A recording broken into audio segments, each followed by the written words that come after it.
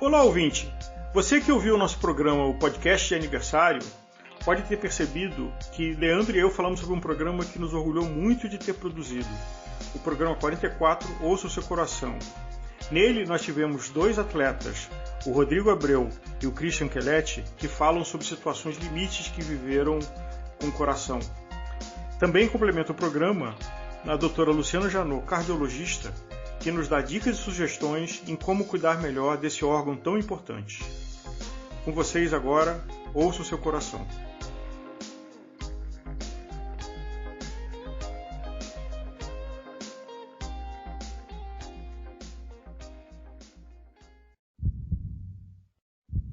O Gregário Cycling dessa semana te faz um convite. Ouça seu coração.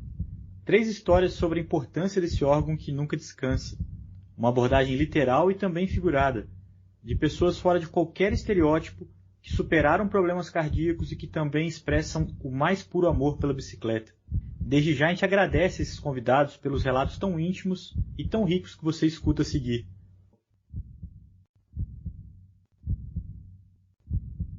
A história dessa semana começa com o Rodrigo Abreu, um executivo apaixonado pelo mountain bike e que, se preparando para sua segunda participação no Brasil Ride, tomou um grande susto.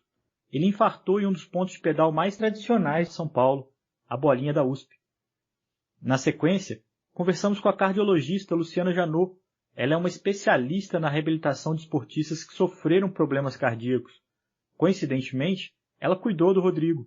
Ela fala sobre isso e muito mais, inclusive do famigerado impacto da Covid no coração. Por fim, o intenso relato do Christian Kelletti. Você vai perceber que mesmo alguém fora de qualquer estereótipo de risco precisa ouvir o coração. Ele pedalou por muitos anos com sigiloso risco de morte súbita.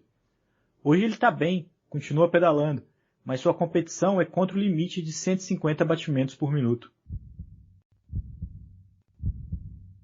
O Gregário Cycling, Ouça Seu Coração, começa agora. Rodrigo, muito bem-vindo ao Gregário Cycling. É um prazer ter você aqui com a gente. Obrigado, Leandro. Obrigado, Álvaro. Um prazer estar com vocês também. Ô, Rodrigo, por favor, conta um pouquinho pra gente como é que é a sua relação com a bicicleta. Todo mundo tem uma história, normalmente começa na infância, depois tem um afastamento. Como a bicicleta faz parte da sua vida? Putz, essa pergunta é bacana, porque acho que desde que eu me conheço por gente, ela faz parte da minha vida, né? Começou muito, muito cedo. E eu me lembro de passagens da infância até, realmente, na relação com bicicleta, desde a primeira bicicleta, aquela com rodinha, como é que você aprendeu a pedalar? No meu caso foi descendo a rampa da garagem do meu edifício várias vezes para poder ficar equilibrado e tal, até os episódios de como é que você evoluiu, né? E aí tem desde aquelas fases de, quando saiu a Caloi 10 no Brasil, que eu ficava enchendo o saco do meu pai, falava, pai, me dá aquela Caloi Júnior, né? Me dá uma Caloi, ela custa muito mais barato que seu carro e tem 10 marchas, né? Esse era o argumento usado para poder ganhar a bicicleta, até a fase do BMX, aí eu pratiquei muito BMX, então as famosas Extra Lights, aí, e isso me acompanhou a vida inteira, então me acompanhou depois, fui do BMX, a transição natural para o mountain bike, na faculdade, um pouco daquela pausa que quase que todo mundo tem, mas ainda assim praticando de maneira bem esporádica. E aí, o segundo episódio lá pra frente foi depois que eu me formei e tal, aquela coisa recém-formado, tentando fazer as contas fecharem.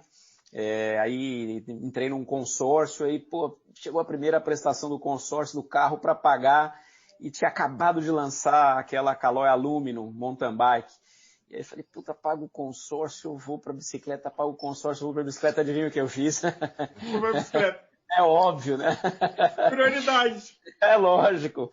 Então, sempre fez parte da vida. E aí, felizmente, é um hábito que vem de pequenininho e só foi interrompido aí, talvez por alguns curtos períodos na faculdade, depois, assim, um ou outro ano de trabalho muito intenso. Existe um momento nessa sua história com a bicicleta, faz parte do tema do nosso programa, uma situação muito específica que você viveu.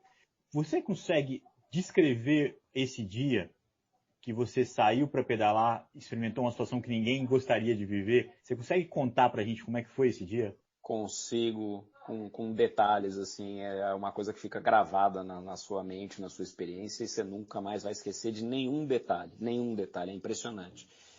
Só para contextualizar muito rapidamente, naquela época, isso foi em 2012, naquela época eu já treinava bastante, eu tinha feito um primeiro Brasil Ride, ainda talvez menos treinado do que eu gostaria no ano anterior, em 2011, e eu estava treinando para o meu segundo Brasil Ride. Então eu era um ciclista razoavelmente experiente já, e que treinava várias vezes por semana, 4, 5 dias por semana, sempre fiz meus check-ups em dia, sempre fui super cuidadoso com saúde, alimentação, e como de costume, sábado de manhã, devia ser umas 5 e pouco, 5 e meia, acordei e fui para a USP. Comecei a pedalar, eram 6 da manhã. E eu acordei com um pouco de azia.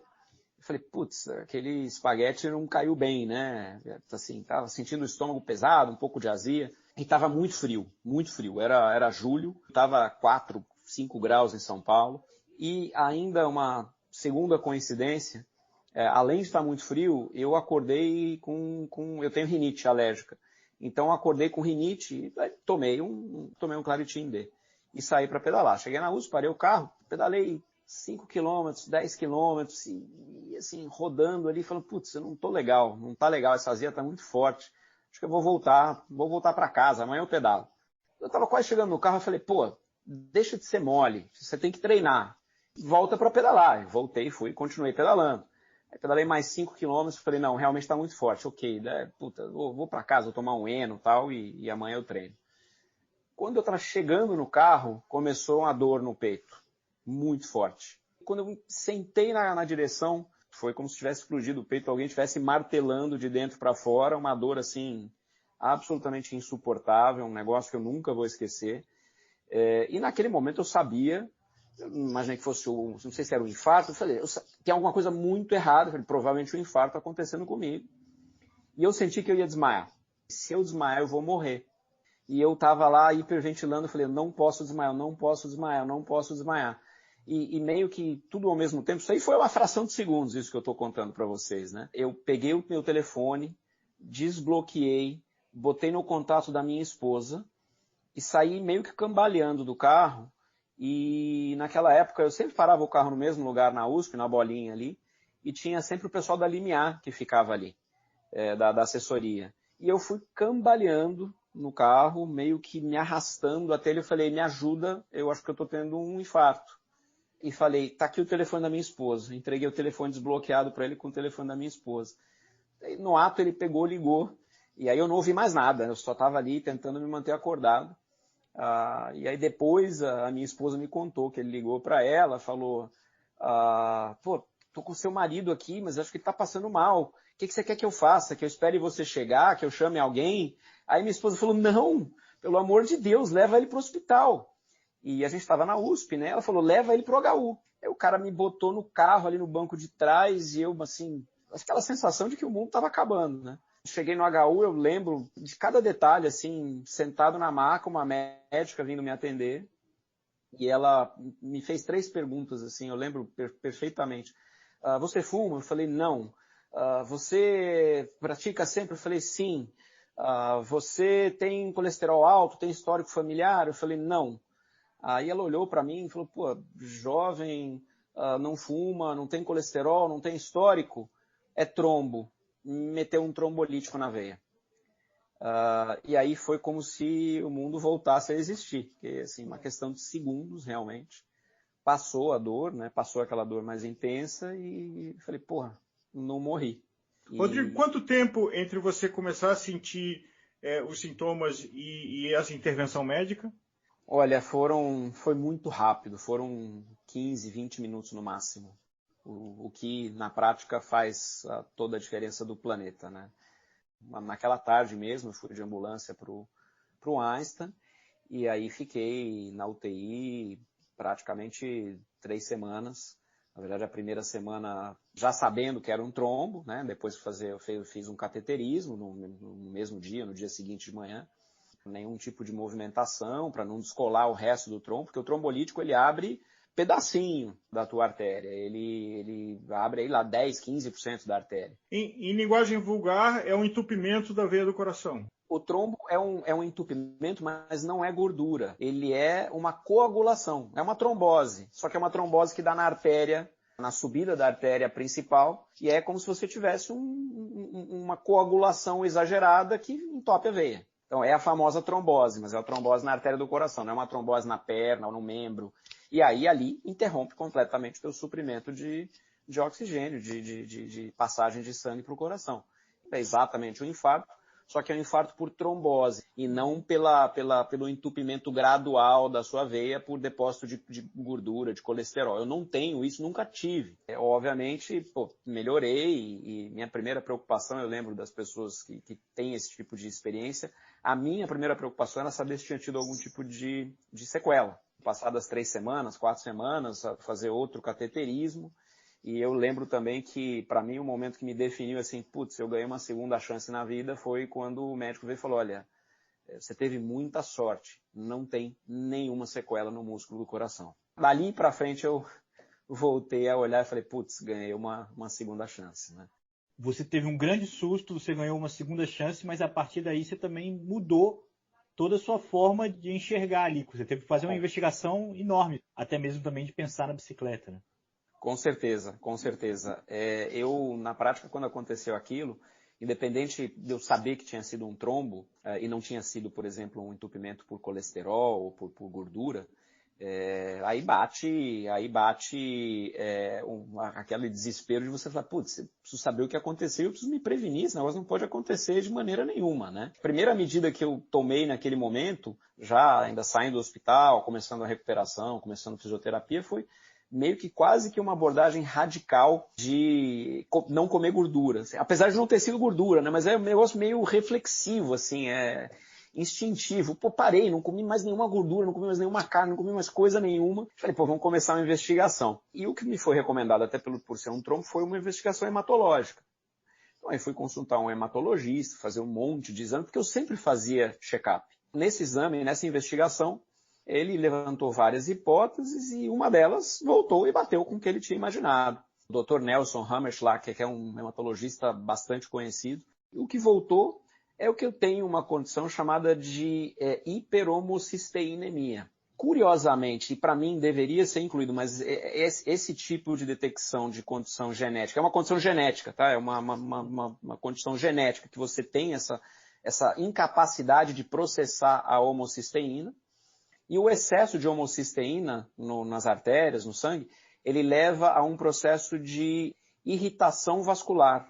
E aí você combina a inflamação vascular com vasoconstrição do anticongestionante que eu tinha tomado, com um frio extremo e com atividade cardíaca aumentada por conta do exercício, é a receita completa para o desastre, porque está inflamada a artéria, ela se vasoconstringe, com frio ela se constringe ainda mais, e aí fecha tudo. Agora, uma combinação de baixa probabilidade, mas que acontece, apesar de é pouco provável, mas possível e aconteceu com você. Exatamente, baixíssima probabilidade. Tanto é que esse exame não é incluído nos check-ups tradicionais, o exame de homocisteína. Para os meus amigos eu recomendo, pessoal, faz um exame de homocisteína, porque é um negócio super raro, mas se você tiver, é um negócio super raro que pode matar. Rodrigo, eu não sei se você voltou a comer gordura, mas eu sei que você voltou a pedalar. Como é que foi esse retorno? Como é que foi, principalmente a coragem, a confiança de poder subir de novo na bicicleta? Bacana essa pergunta e bacana também que a gente tem aqui como parte do episódio a doutora Luciana Janot, que é uma cardiologista, especialista do esporte, né, e até especialista no ciclismo. Eu comecei a fazer a minha recuperação, ali a minha fisioterapia, para poder voltar com muito cuidado, uma supervisão, que eu lembro que, para quem é ciclista, vocês conhecem o nível de demanda que a gente tem nos nossos treinamentos. Aí você vai para uma ergométrica numa sala de recuperação e ela fala assim, olha, você não pode passar de 90 batimentos. Aí você, assim, mas eu não estou fazendo nada. Eu falo, não pode. Mas assim, pelo amor de Deus, não pode, só pode ir até 90 batimentos, aí depois vai para 100, aí vai para 110.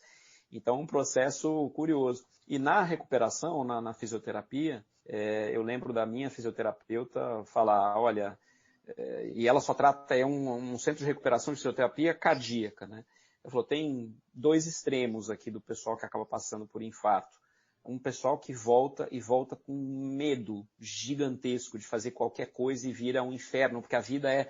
A pessoa fica pensando, pô, será que vai acontecer de novo? Será que eu não posso fazer o que eu estou fazendo? E o outro extremo, que é aquela pessoa que quer retornar para a atividade, para a normalidade o mais rápido possível e volta com sede, né? Desnecessário dizer em qual dos dois grupos eu caí, né? E aí, assim, depois de basicamente 2 meses... Eu comecei, nessa recuperação, eu conheci a doutora Luciana, ela me autorizou a começar a voltar a pedalar na ergométrica com um pouco mais de cuidado, com um batimento controlado, até um dia que ela me liberou e falou, olha, você pode sair da fisioterapia, pode ir para a rua, mas, de novo, mantenha seu batimento controlado. Eu não lembro, naquela época era até 130, 140 batimentos, que, putz, de novo, nada, né? Vai começar a fazer um treinamento super leve. E ela falou, com cuidado, você não teve sequela, mas a gente tem que readaptar o organismo e entender como é que está a resposta cardíaca. E a doutora Luciana foi me orientando. E aí é que surgiu a coisa interessante do retorno, né? Eu estava treinando para o Brasil Ride. E falei, pô, acabou meu Brasil Ride, né? Obviamente, o Brasil Ride seria dali a 3 meses, foi 3 meses depois do meu infarto. Quando eu voltei a pedalar 2 meses depois, assim, com muito cuidado, etc., eu comecei a botar na cabeça dela, doutora, eu quero ir fazer pelo menos uma etapa. Ela falou, pô, você tá maluco, de jeito nenhum. E aí eu comecei a pedalar, eu falei, não, eu tô me sentindo bem, vamos fazer o teste de esforço. Aí vai lá, faz o teste de esforço, tá tudo normal. Eu falei, pô, não tô treinado mais, mas eu quero fazer uma etapa, eu quero fazer uma etapa, eu quero fazer uma etapa. E acho que de tanto insistir, chegou assim, 15 dias do Brasil Ride, ela falou, eu deixo você fazer uma etapa, mas se você prometer que você não vai fazer nenhuma barbaridade. E aí eu, pô, fui lá, obviamente não corri a prova inteira, a minha dupla acabou arrumando um colega nosso para me substituir na dupla, e eles correram as primeiras 6 etapas, e na última eu fui para a Bahia, peguei minha bike e fui lá fazer a última etapa do Brasil Ride, que era uma etapa acho que de 60 quilômetros. E fiz, obviamente, completamente destreinado, mas fiz, terminei a etapa. Eu queria voltar o mais rápido possível, e para mim era retomar a normalidade. Rodrigo, e como foi de você confiar no seu corpo e, eventualmente, alguns sinais que ele dava e você achar, será que eu estou tendo um infarto de novo? Será que tudo que falaram tem algum erro? Como é que foi? Confiar que tudo estava certo. Acho que aqui vai um pouco de fé, mas vai um pouco de ciência também, né? Então, obviamente, nessa fase da recuperação, da fisioterapia, fiz muito exercício monitorado. Então, 100% dos exercícios, eu ia quase todo dia, eu estava acompanhando o que estava acontecendo. E aí esse feedback instantâneo é que te dá um pouco da confiança. Pra falar, pô, não, realmente não teve sequela, realmente está tudo bem, realmente não vou ter problema. E aí vem a história curiosa, que acho que até comentei com vocês, em relação a essa questão da confiança. Passado algum tempo, 2, 3 meses desse episódio, já tinha até voltado, até feito essa etapa do Brasil Ride, eu escuto um amigo meu dizer, pô, teve um pessoal aí que acabou usando o seu caso de exemplo para o grupo lá que eles estavam tentando atrair, falando para o grupo de uma assessoria. Eles deram como exemplo, falou, pô, pessoal, vocês não devem achar que vocês começaram a pedalar agora e que vocês devem já começar a partir para um esforço extremo, porque tem gente que começa a pedalar e que não tem experiência, e pode acontecer. Por exemplo, na semana passada a gente teve que atender um ciclista que teve infarto pedalando, porque provavelmente não se cuidava, porque provavelmente não sei. Eu falei, pô, gente, aí eu tive que ligar para o pessoal, falar, pessoal, vocês não estão entendendo, eu sou ciclista há 30 anos, e eu faço check-up todo dia. Meu infarto não teve nada a ver com não estar preparado, com não ter cuidado, com não se cuidar, com não fazer check-up. Por favor, não vamos divulgar informação que vocês não conhecem. Curioso como esse tipo de coisa acontece. Um exemplo pode ser bom, pode ser ruim. O exemplo bom aqui é, pessoal, realmente tem muita coisa que a gente não conhece, não controla e que tem que monitorar. Talvez esse seja o bom exemplo. É realmente tomar... O nosso corpo é um negócio muito louco, muito, muito delicado. E às vezes você acha que está tudo sob controle e não está tudo sob controle, né? Houve alguma alteração da forma como você encara a vida, o mundo, antes e depois desse evento? Não tenho a menor dúvida. E para mim a principal alteração, eu comentei isso com algumas pessoas já, é que você passa a botar em perspectiva todos os seus problemas, né? Eu me lembro de uma situação profissional, não tem nada a ver com ciclismo, mas que alguns meses depois do infarto, voltei para o escritório, estava trabalhando. Na verdade, voltei para o escritório pouco menos de 2 meses. e alguém trouxe um problema gigantesco para mim, uma coisa assim, crítica, que ia causar, podia gerar muito problema, e estou super preocupado, e eu, tá bom, ok, vamos trabalhar. E aí ela falou, pô, mas você não está preocupado? Aí eu falei, meu amigo, daqui para frente vai precisar de coisa muito mais séria do que isso para me preocupar. Então você realmente passa a colocar as coisas em perspectiva. Às vezes a gente se descabela com coisas que você pode controlar, ou pode trabalhar, ou pode influenciar. Assim, pô, os nossos problemas realmente podem ser muito maiores do que esse que a gente enfrenta no dia a dia, por maiores que eles sejam, né? Agora, o aprendizado que fica é de que o que é provável e o que é possível. E ter a informação e a educação para levar em conta as probabilidades e uma coisa que seria muito pouco provável de acontecer, mas na combinação de fatores que você teve a infelicidade de viver, aconteceu.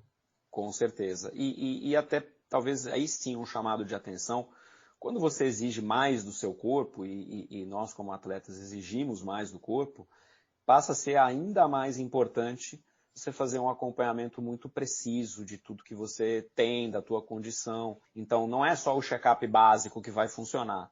Quantas vezes, por exemplo, a gente já ouviu falar em atletas, em ciclistas que acabaram descobrindo arritmias muito graves e tiveram que fazer ablações, por exemplo, né, que é aquela intervenção de choque elétrico para queimar determinadas áreas de músculo do coração, porque sofreram um episódio durante um pedal.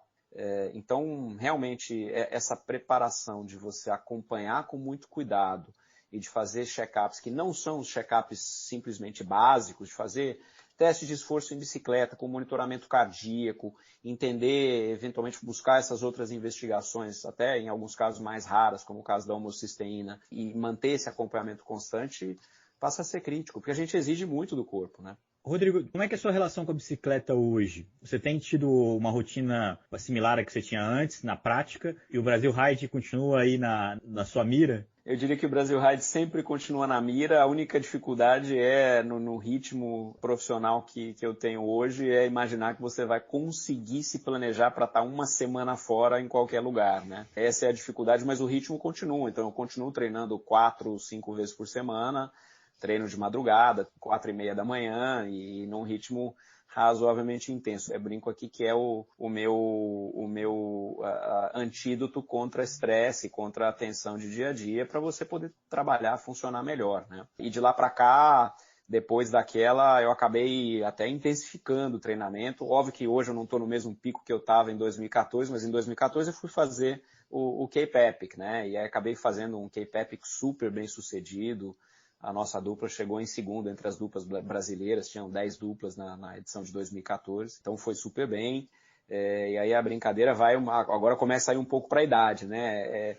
A partir do momento dos ENTA, e depois quando você passa para os 50 e para os 60, se você ficar muito tempo sem pedalar, obviamente a recuperação, voltar para um nível de condicionamento que você tinha, é muito dolorido e muito longo, né? Então, mesmo que seja, não conseguir fazer 4 vezes por semana, mas vou conseguir fazer um período com 2 ou com 1, tá valendo. O importante é não parar.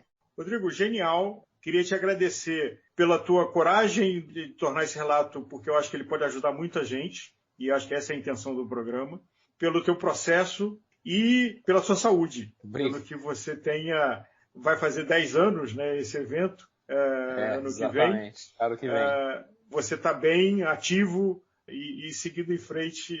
Obrigado pelo papo super bacana, e sigo acompanhando vocês por aqui. Valeu, Rodrigo, muito obrigado. Valeu, Leandro. Obrigado, Álvaro. Obrigado e fique com saúde. Obrigado para vocês também. Abraço. Abraço. Esse papo com o Rodrigo faz parte do episódio Ouça Seu Coração, do Gregário Cycling. Ouça também as conversas com a cardiologista Luciana Janot e a incrível história do Christian Kellett, que não pode mais se exercitar em alta intensidade, mas não abre mão das pedaladas. Christian, muito obrigado pela sua presença aqui no Gregário Cycling. Aproveito para agradecer o nosso amigo ouvinte, o Ricardo Gutfreund, que nos apresentou a ideia do programa e nos contou a sua história. Seja muito bem-vindo ao Gregário Cycling para falar de um tema tão importante quanto o cuidado com o coração. Leandro, agradeço muito o convite, agradeço ao Álvaro também. Um prazer. Nós temos uma paixão em comum aqui, todos nós, que é o ciclismo. Muito obrigado pelo convite. Christian, para quem não te conhece, qual é a tua história com a bicicleta? Minha história com a bicicleta é muito interessante, Álvaro, porque eu, desde adolescente, sempre tive uma paixão pelo ciclismo de estrada. Eu lembro, meu pai tinha uma casa na praia no Guarujá, e ele tinha uma Peugeot 1980, daquelas vintage. E eu via ele sair para pedalar, e não entendia direito aquela bicicleta, ficava na minha cabeça, né? E aí passou muito tempo, ficou aquilo na minha cabeça, e eu tive uma vida muito acelerada. Eu sou do mercado financeiro, trabalho há 20 anos no mercado, e enfim, por onde passei sempre fui muito acelerado, sou um cara competitivo, e sempre quis fazer as coisas com excelência, e ficava meio frustrado quando não conseguia, né? E aí surgiu o ciclismo na minha vida, quando eu tinha faz quase uns 10 anos, um pouco menos de 40 anos, apareceu uma oportunidade, vi alguns amigos, eu tenho uma casa na praia em Paraty, e um pessoal lá, a turma do Ricardinho também, começou, já pedalava de speed e tal, e aí eu fui lá, comprei, e comecei a treinar e não parei mais. E aí foi uma experiência maravilhosa, e eu competitivo, consegui achar um treinador espetacular, que é o Rodrigo Trator, e que me treinou assim como ninguém nos últimos anos. Eu tenho muito a agradecer. Foi assim que comecei no ciclismo, e aí posso contar um pouco depois das histórias, mas tá no coração. E falando em coração, o coração e o ciclismo se conectaram para você, além de olhar o frequencímetro, né? Fala sobre, primeiro, a experiência, depois a gente fala dos aprendizados. Interessante, né? Eu coloco o ciclismo como uma das 4, 5 coisas que eu mais ainda amo fazer. Não vou falar amava, porque eu ainda posso fazer com restrições, vamos falar sobre isso agora. Mas tem os amigos, tem a família, tem o trabalho, e sinceramente o ciclismo de estrada é uma coisa que sempre me atraiu muito nos últimos 8, 9 anos. Cheguei a classificar para o Mundial Amador uns 3 anos atrás, fui para a Polônia, experiência maravilhosa, umas coisas muito legais, assim. Viagens maravilhosas que fiz para a Itália com os amigos, eu organizei quando fiz 45 anos, replicamos o Giro da Itália, então subimos os grandes passos ali, Stelvio, Gavia, um route sem competição, mas muito interessante, até que chegou um ano muito difícil ano passado, né, por causa da pandemia, e minha família afastada porque eu quis proteger eles, ficou na praia, e eu aqui com a minha turma do mercado tentando defender os nossos clientes dos fundos aqui, porque essa situação não estava fácil, né? E aí treinando também intensamente de madrugada sozinho, eu e o Rodrigo, não largando um minuto, porque essa é a minha droga do bem. Eu nunca tive experiência com droga, eu bebo muito pouco. Então a minha endorfina, a minha droga é gerada pela bike, pelos meus treinos. E aí chegou lá para o meio do ano, a gente começou a ver que algumas provas de bike estavam abrindo para inscrição. E eu tinha feito Pardinho ano passado, falei, vou de novo. E aí estava treinando, estava muito firme, e eu tive um burnout muito perto da prova. E depois também descobri que eu tive Covid assintomática, enfim, mas não me afetou, continuei treinando. E naquele domingo da prova de Pardinho, um fatídico, entre aspas, domingo de outubro de 2020, eu, muito cansado de trabalhar na semana, estressado, estava muito cansado, pensei em não competir, mas falei, eu gosto, sou competitivo. Acordei às 5 da manhã, peguei meu carro, botei atrás, cheguei em Botucatu, me arrumei, peguei o kit, estava calor pra caramba, a largada era 9 da manhã, e eu estava com um amigo que treinou comigo, e eu ia largar com ele, né? Alinhei, eu já não estava bem, muito cansado, né, como tinha falado, também passei um pouco mal do estômago, mas larguei. E eu não sei se todo mundo se conhece ali, tem uma serrinha bem dura, não tem 200 metros de plano, e daí você já empina uns 6 quilômetros de subida dura, com uns 8% de inclinação, de variação, e aí é duro, né? E eu tinha passado isso ano passado, e aí olhando a potência, eu falei, se eu subir uns 300 ali, eu aguento. E foi mais ou menos o que eu fiz. Quando chegou no meio da serrinha, já no 4º, 5º quilômetro, eu olhei para o meu amigo e falei, Léo, tá estranho. tô ficando ofegante e tô puxando o ar e tá faltando o ar. Alguma coisa tá diferente.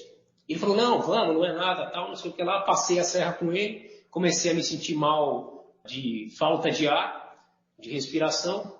E olhei para ele e falei, ó, esquece, tem alguma coisa diferente, vou abandonar. Abandonei e voltei. Voltei, peguei meu carro, cheguei em casa cansado, dormi a tarde inteira. E aí eu tinha grande certeza que muito provavelmente era um sintoma tardio da Covid. E eu, coincidentemente, no Jornal Nacional, tinha passado uma entrevista, uma reportagem com um ciclista que tinha tido miocardite, que é a inflamação da membrana do coração, que estava dando como sintoma tardio de Covid em alguns atletas. E eu falei, ó, provavelmente é isso, né? Você sabia que você já tinha tido Covid assintomática? Sabia. Pelo teste do dedo, assim, o teste ruim, mas eu sabia que eu tinha tido, deu positivo, depois eu testei de novo, tinha dado mesmo. Eu falei, bom, é isso e não vou ter mais problema. Mas, por precaução, liguei para o meu clínico geral, para o meu médico. Eu falei, doutor Elcio, passei mal. E nunca passei mal na vida, senti alguma coisa diferente. Ele falou, vem aqui. Aí cheguei lá com ele e ele me deu alguns exames. Eu tinha tido um overtraining 3 anos atrás. E aí eu fiz N exames. Fiz eletro, fiz ressonância. E quando eu voltei com o exame, ele chegou, me ligou e falou, Christian, eu preciso que você venha aqui com o seu pai hoje. Imagina a notícia, né? Vir aqui com seu pai, marmanjo de 47 anos de idade. Aí eu chego na frente dele, e ele é um médico que eu respeito muito, e ele é bastante pragmático, ele não tem muita papa na língua, não. É um cara duro, assim, no comunicado, né? E aí ele chegou, ele falou, pô, Christian, uma notícia ruim para te dar. Você tem o teu septo, ele tem num pedacinho dele 2 centímetros de espessura. Sendo que todo mundo, na média, o ser humano normal, tem 1 centímetro. E por que esses 2 centímetros são ruins, esse centímetro a mais? Isso é mais músculo. E o coração já é um músculo. Então, mais músculo num músculo não é bom. E o seu coração, em altíssimo batimento, ele expande e se contrai. E quando ele se contrai, esse centímetro a mais, ele pode encostar muito perto da válvula que alimenta o sangue para o coração. E se ela encostar e fechar, você vai ter um mal súbito. Não pode mais competir, não pode mais treinar em alto rendimento. E digo mais, ele falou, eu não andaria mais de bicicleta, assim, nunca mais, nem faria nenhuma atividade em que seu coração acelerasse. E aí a casa caiu, né? A casa caiu. E eu perdi o chão, porque eu falei, doutor Elcio, não vai dar. Eu não vou largar a bicicleta, nós temos que encontrar o meio termo. Isso aqui me faz bem, isso é minha droga do bem. Eu acordo 5 vezes por semana de madrugada para fazer isso. E eu me encontrei nesse esporte, então não vai acontecer.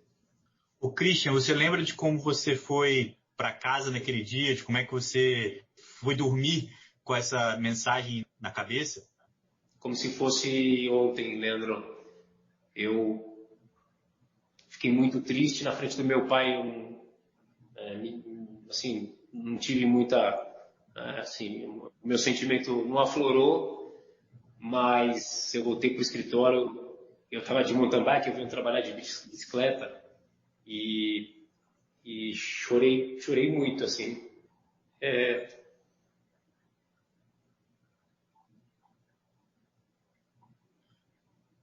Desculpa.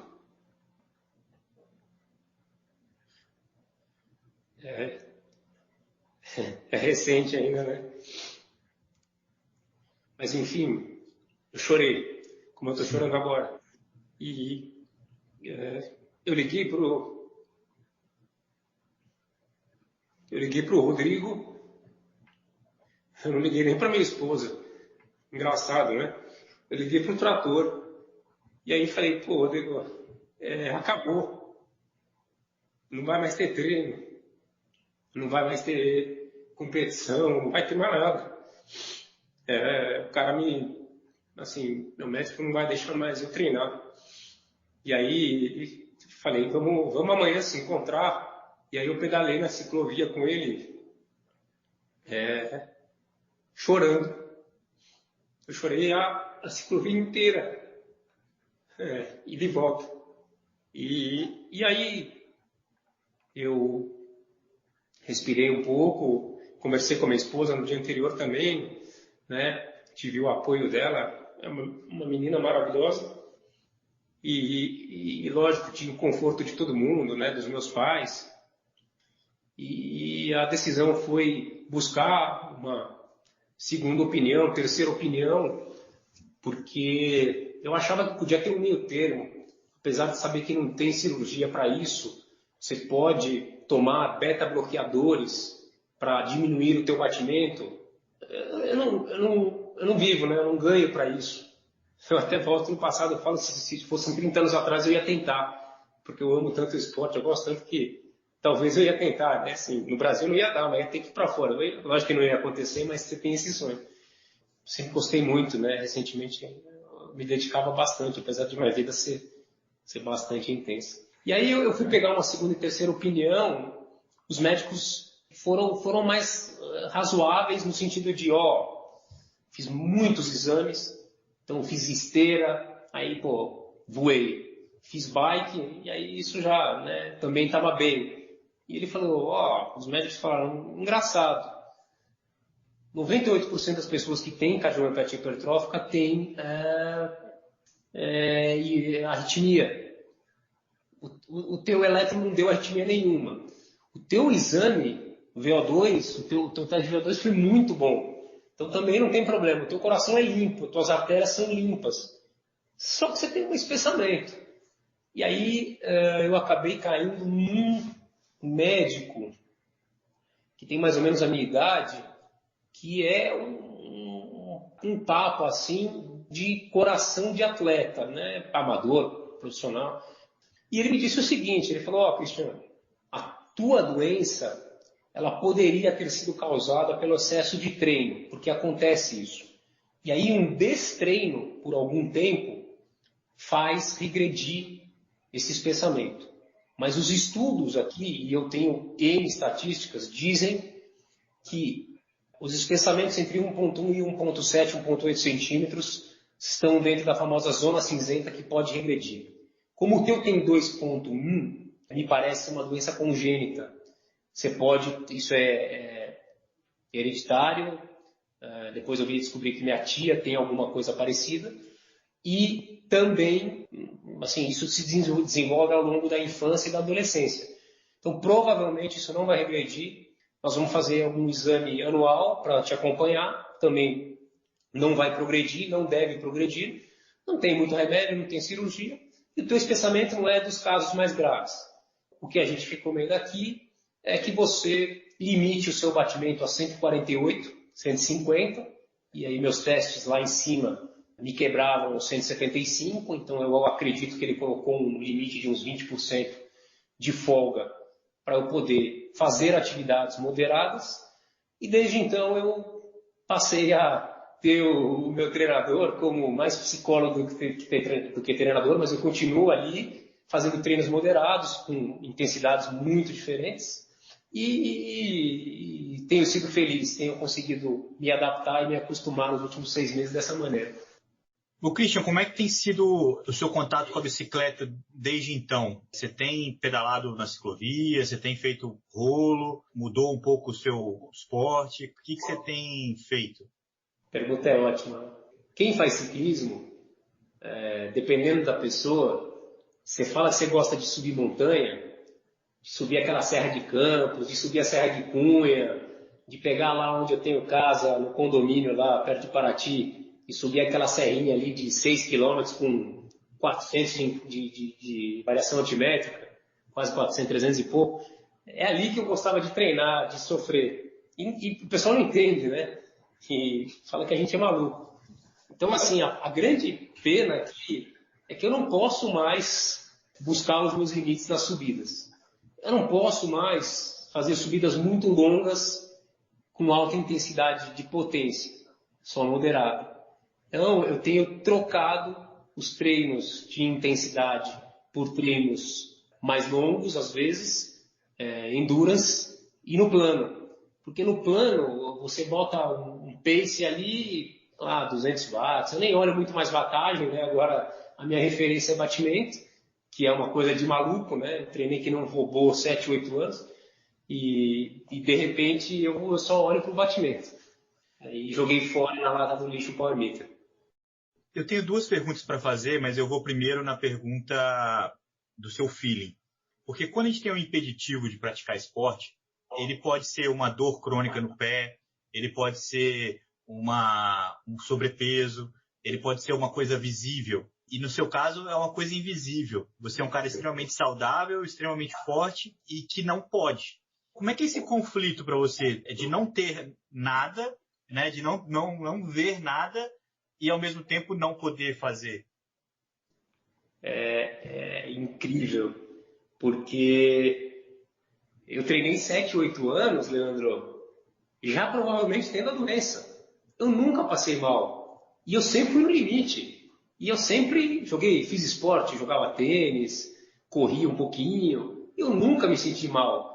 Então, também tem alguma coisa divina ali que impediu, né? No fundo, tem outro lado da história que a gente não falou, que é a luz divina, que é alguma coisa que me protegeu, porque eu poderia ter tido um mal súbito fatalmente do jeito que eu treinei nos últimos 8 anos. Né? As competições eu lembro muito bem, né? As classificatórias, lá o Mundial, que era uma prova muito plana, a gente passou a primeira hora a 48 por hora de média, lá parecia um furacão. Depois eu quebrei e os gringos me acabaram lá, né? Mas eu lembro, assim, com batimento muito lá em cima. Então, hoje, a gente tem que ter uma disciplina, porque né, os amigos estão ali andando do teu lado, e os meus 2 treinadores, né? Um que me dá fortalecimento, e que é um baita de um triatleta, que é o Thales, gente muito boa. Então, tenho 2 anjos do meu lado me protegendo, o Rodrigo e o Thales. E o Thales, na quarta-feira, né, eu tenho passado lá para treinar com ele na roda dele. É assim, se o cara aperta ali, o coração vai acima de 150, mas o médico falou, pode ir um pouquinho acima de 150, aí começa 155, e aí eu começo a dar uns berros, né? Eu falo, Thales, segura aí, porque, pô, sou cardíaco, dá uma segurada, e aí ele dá uma equilibrada. Então, eu tenho tentado me disciplinar nesse sentido, realmente não dá para arriscar. E nesse aspecto, Christian, uma pergunta técnica. Em algum momento vocês ponderaram fazer esse treinamento com a bicicleta elétrica? Em nenhum momento. Em nenhum momento, porque eu me senti sempre capaz de treinar com uma bicicleta normal. Eu só teria que mudar a intensidade. Então é uma questão até minha, né? Como eu sou muito competitivo, esse é um problema, né? Você ter que lidar com isso. Se eu não fosse um cara competitivo, aí eu acho que seria mais fácil. Mas a ficha caiu, a gente sabe onde a gente está pisando e, enfim. Assim, você está sendo gigante e admirável em compartilhar essa história conosco. Como é para uma pessoa de alta performance, de excelência, na sua vida pessoal e na sua vida profissional, lidar com um limitador e lidar com o medo de que tem uma coisa que você não tangibiliza bem, que de uma hora para outra, você depois que teve esse fato, você falou, que outros fatos podem existir que eu não conheço e que isso te deixou menos destemido? Caramba, Álvaro. Até isso acontecer, eu achava que eu era super-homem. Sabe quando nada na vida te abala? Eu sempre tive tudo. Eu não posso reclamar da vida.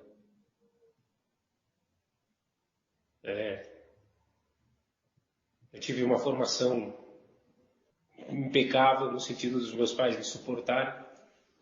Estudei em escola suíça, fiz 2 faculdades, vi meu pai perder tudo na engenharia civil, me formei em engenharia civil. Uma empresa de petróleo não pagou meu pai e meu pai perdeu tudo quando eu era adolescente. A gente era uma família muito boa, tinha bastante condição. Esse foi a virada da minha vida profissional. Eu caí no mercado financeiro, na melhor empresa do mercado financeiro, sem dúvida. Virei sócio. Vender uma empresa para um grande banco suíço. ganhei dinheiro, muito jovem.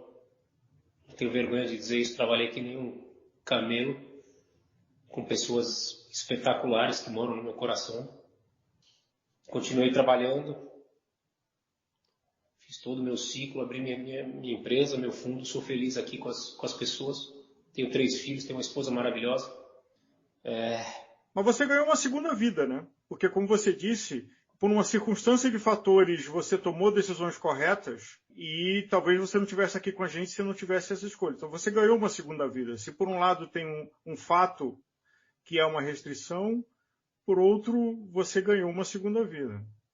Isso foi um grande aprendizado, eu te diria que foi um divisor de águas, porque eu sempre fui um cara muito intenso no que eu fiz, então muitas vezes eu jogava o facho só para uma coisa, então eu estava focado, mergulhado de cabeça, né, ou no trabalho, ou na bike, e aí eu não conseguia ser um cara equilibrado no sentido de colocar pesos parecidos em cada lado da balança. Então essa mensagem, tudo isso que aconteceu, realmente tem esse lado de, primeiro, você tem 47 anos, você já está na metade da sua vida, você não é super-homem, você não precisa, né, tentar passar por cima da realidade, e você está na hora de tentar repensar um pouco a tua vida, reequilibrar um pouco o que você mais ama. São seus amigos, a sua família, o seu trabalho e o esporte. E o ciclismo de moderada intensidade não vai deixar de sair da minha vida. Então isso eu acho que foi muito bom por esse lado. Eu tenho tentado sempre olhar dessa maneira. Realmente foi uma nova oportunidade e eu só tenho que agradecer. E cada dia que vai passar e eu vou conseguir cada vez mais assimilar isso e ser muito grato e feliz. Acho que essa é a principal mensagem.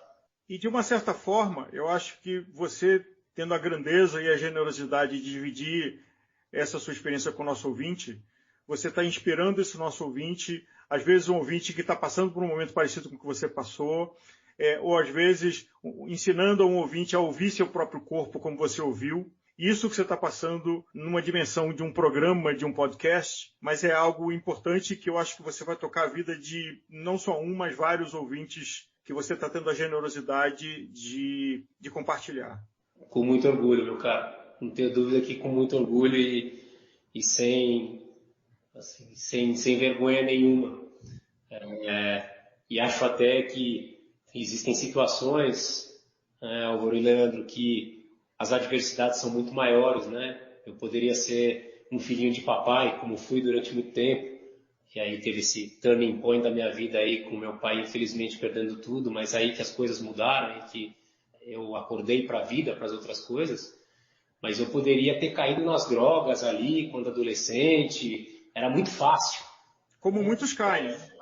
Eu agradeço assim que o meu desafio aqui nem foi tão difícil, né? Porque muito bem resolvido. Simplesmente o coração mandou parar e a gente vai respeitar. Christian, eu não tenho palavras para agradecer o quanto que foi bacana essa sua conversa.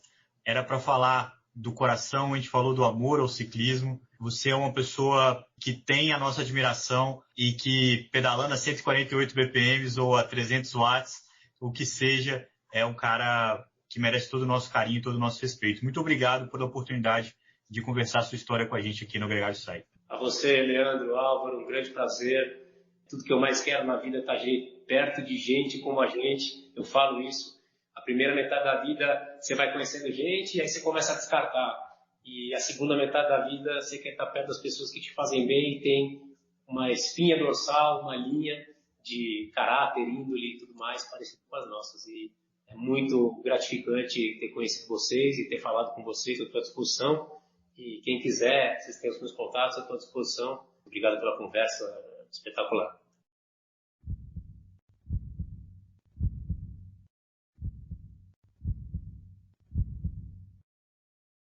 Doutora Luciana Janu, muito bem-vinda ao Gregário Cycling. É um prazer ter você aqui com a gente para falar sobre coração.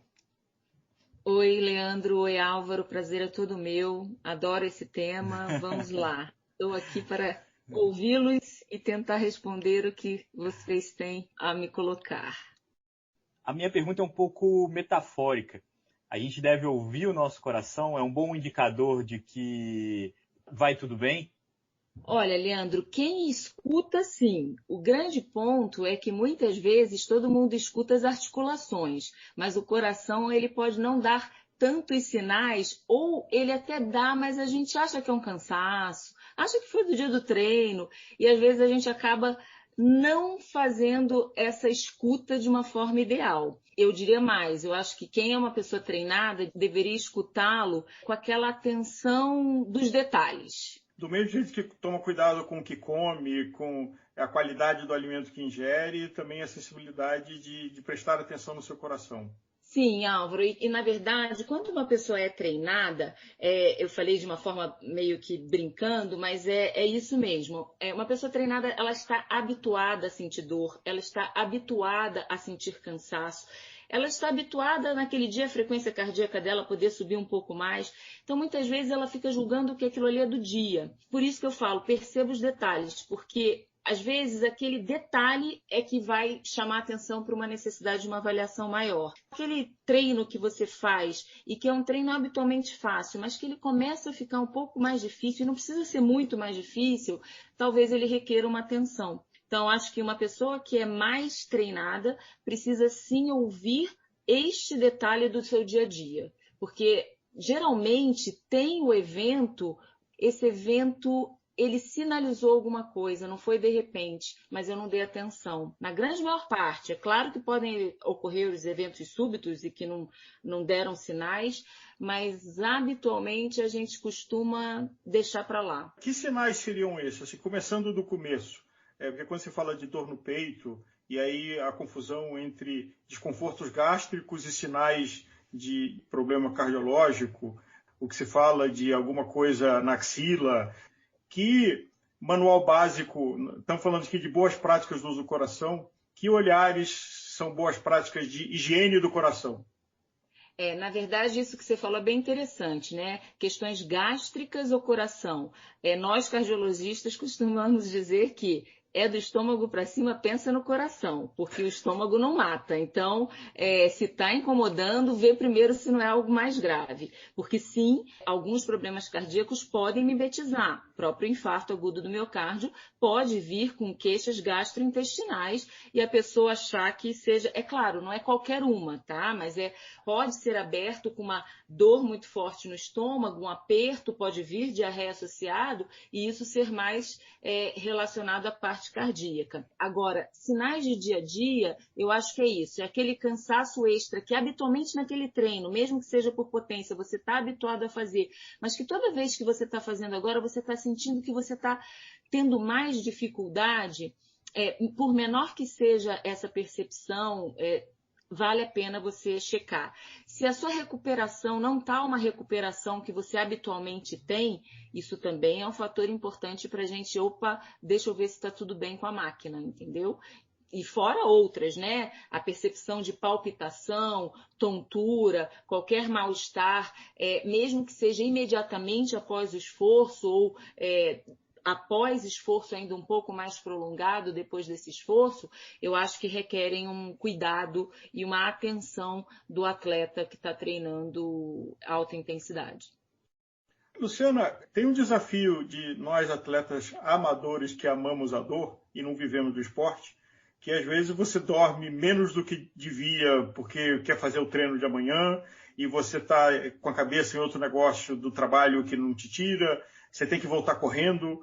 Como ler os sinais de que sejam cardíacos do cansaço, do treino excessivo, mal dosado, da ansiedade? É muito sutil essa diferença, né? Sim, é muito sutil, Álvaro, mas eu posso te falar que geralmente o atleta tem essa percepção de diferença, porque isso é feito como ela continua, não é aquele cansaço de um treino específico porque eu não dormi bem, é algo que no dia a dia você percebe que está diferente e que está se repetindo. Doutora, o ciclista e o ser humano em geral, ele é um pouco preguiçoso no sentido de prorrogar e de protelar a frequência clínica, vamos dizer assim, de exames e tudo mais. Além dos sinais, qual que seria o processo ideal ou o protocolo ideal de controle do seu coração e da máquina do corpo completa, vamos dizer assim, para que o exercício seja um hábito saudável?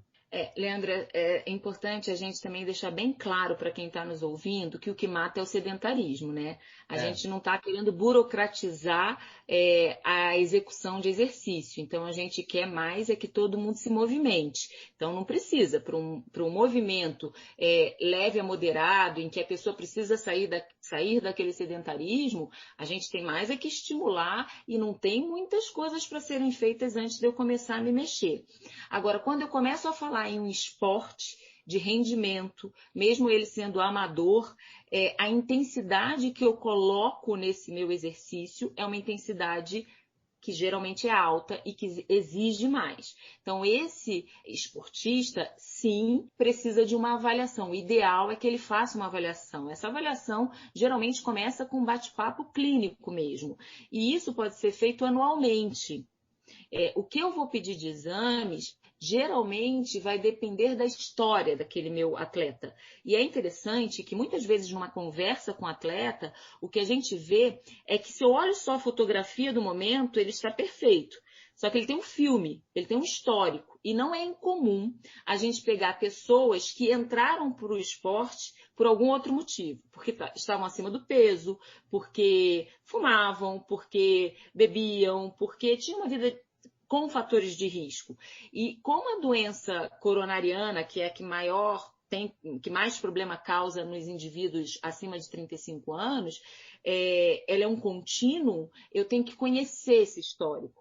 E a partir desse histórico é que eu vou determinar o que eu vou solicitar. Mas eu não diria que precisaria mais do que uma vez por ano. Se é uma pessoa muito mais jovem, muitas vezes até passa um pouquinho disso. Mas, de novo, se o esporte é um esporte de alto rendimento, uma vez por ano é o que a gente geralmente indica.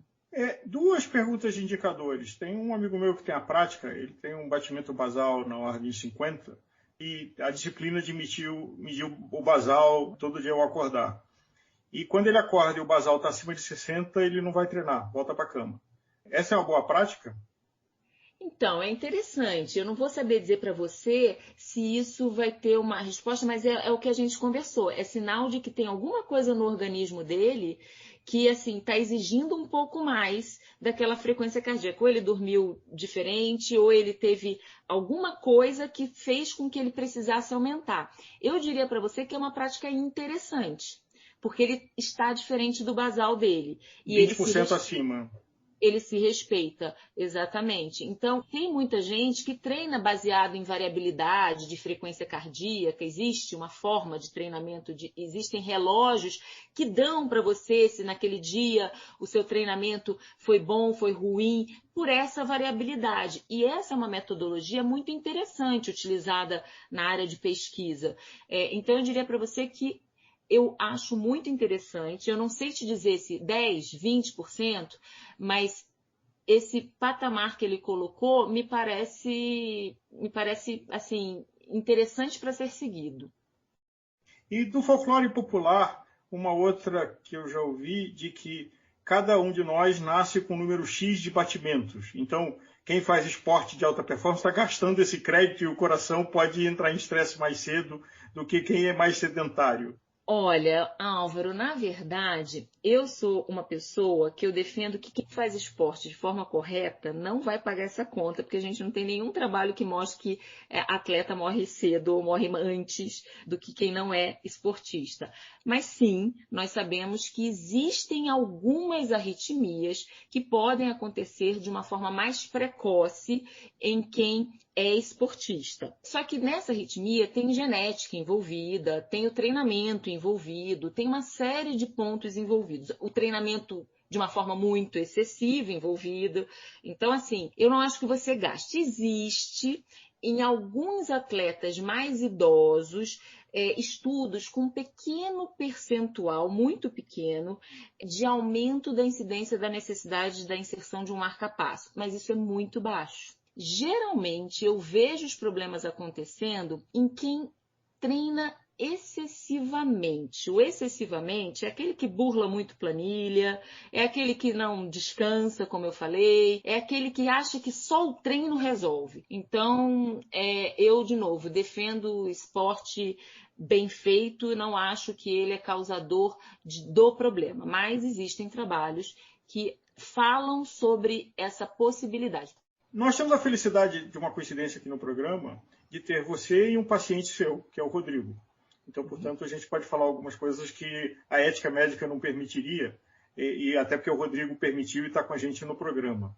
E foi uma coincidência, né? E foi uma coincidência. Então, se você pudesse narrar do seu ponto de vista, respeitar da ética médica, na premissa que ele contou isso para a gente também, como foi a experiência de alguém que tomou um susto e falou, acabou a minha carreira esportiva, e você falou para ele, não necessariamente. Na verdade, foi bem interessante, porque o Rodrigo eu conheci no centro de reabilitação do hospital que eu trabalho, porque o Rodrigo infartou. E você sabe que depois de um infarto, classe 1, que a gente chama, né? A gente não tem dúvida que a gente precisa indicar exercício. E você sabe que muitas vezes os médicos esquecem, né, de indicar o exercício. E como o Rodrigo era um atleta, óbvio que a primeira coisa que ele perguntou para o médico dele, e aí, eu posso voltar? E aí, muitas vezes, as pessoas lembram, a Luciana faz cardiologia, mas ela também lida com atleta, ela é da reabilitação, mas também ela é de atleta. Então, vamos mandar para... Então, acaba chegando gente que foi o inverso. O paciente, atleta, pergunta, e aí o médico, opa, vai. A gente está na luta de que todos venham, mas o Rodrigo foi assim, eu conheci ele dentro do hospital, ele não era meu paciente, não fui eu que cuidei imediatamente dele. Eu dei essa continuidade de ajudá-lo a achar quando que ele ia poder voltar, como ele ia fazer isso, e aí entra essa questão da frequência. Eu ensinei muito isso a ele, a gente conversou bastante sobre isso, teve essa questão da medicação que ele estava tomando, porque ele estava tomando medicações que se ele caísse, ele podia sangrar, e aí no meio a gente até brincou que ele teve um problema, que ele até... eu não lembro acho que ele caiu mesmo, alguém... Porque ciclismo é isso, né? Ciclismo... Os ciclistas adoram falar para mim, não, mas eu nunca caí. Aí eu falo, então, mas agora que você está duplamente antiagregado, a chance disso acontecer existe. E é impressionante. As histórias que vêm para mim depois, teve um outro agora recente, que foi assaltado. Eu falei, gente, eu não estou acreditando.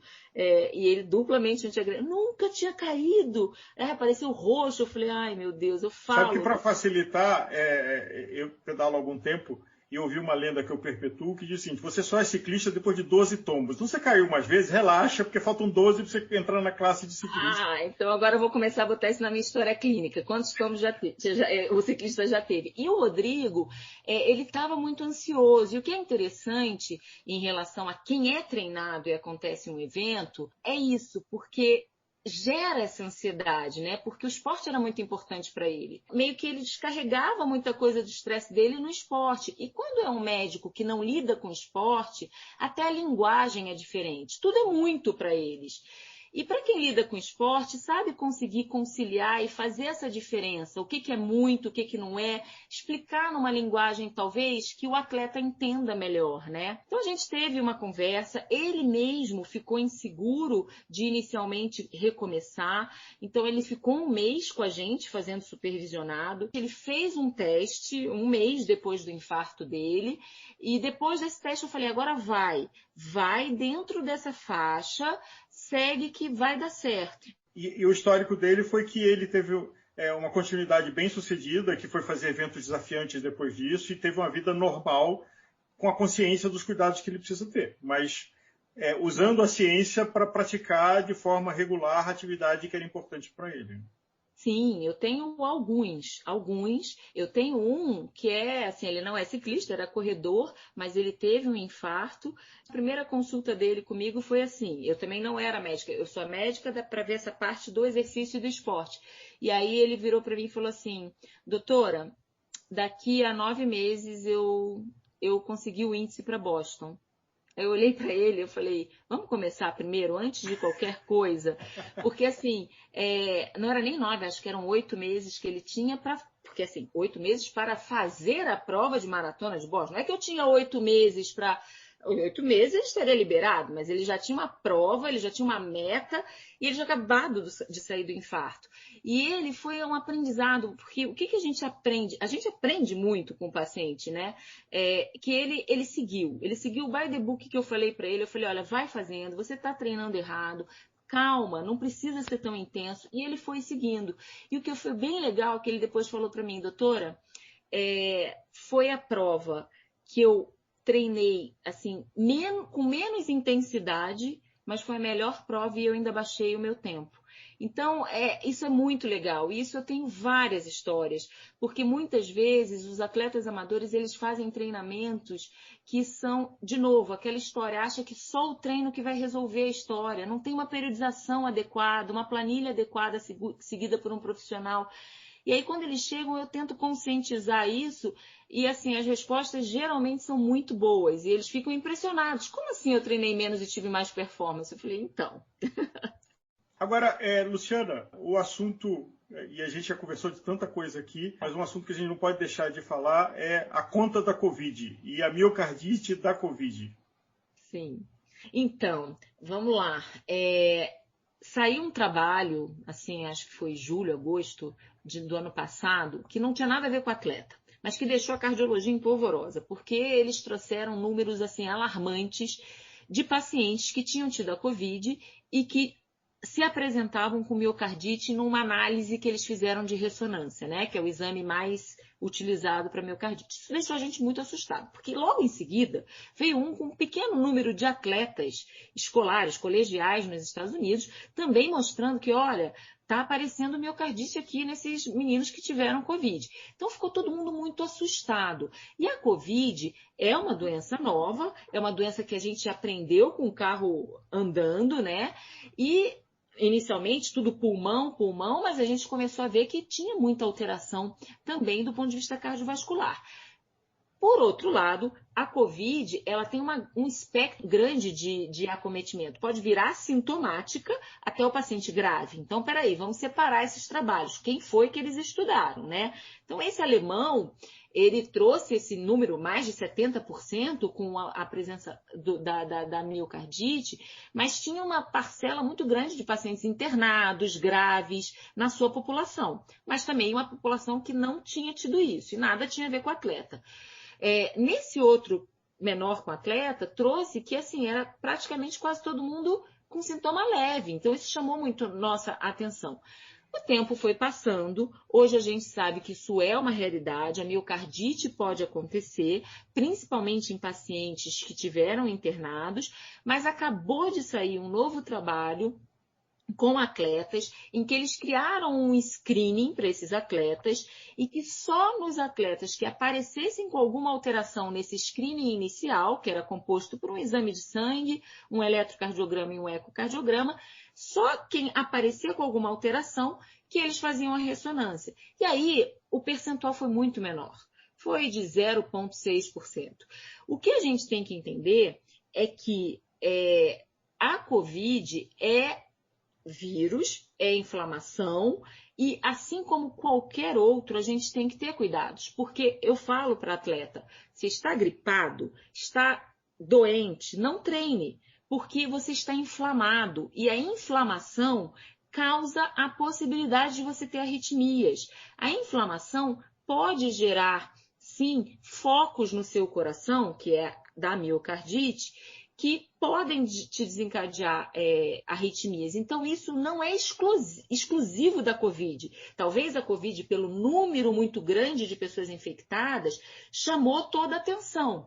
Que bom, para o atleta entender que quando ele está inflamado, não é para ele treinar, porque sim, pode ter miocardite. E o que confunde mais ainda em atletas é que o próprio treinamento de endurance, e aí ciclista são os mais estudados em relação a isso, pode ocasionar algumas alterações, que são essas alterações que a gente também vê na ressonância, que confunde com miocardite. E aí começou assim, bom, será que nesses atletas que apareceram, eles já tinham isso? Ou isso foi da Covid? Então fica ficou meio, né, bagunçada essa história.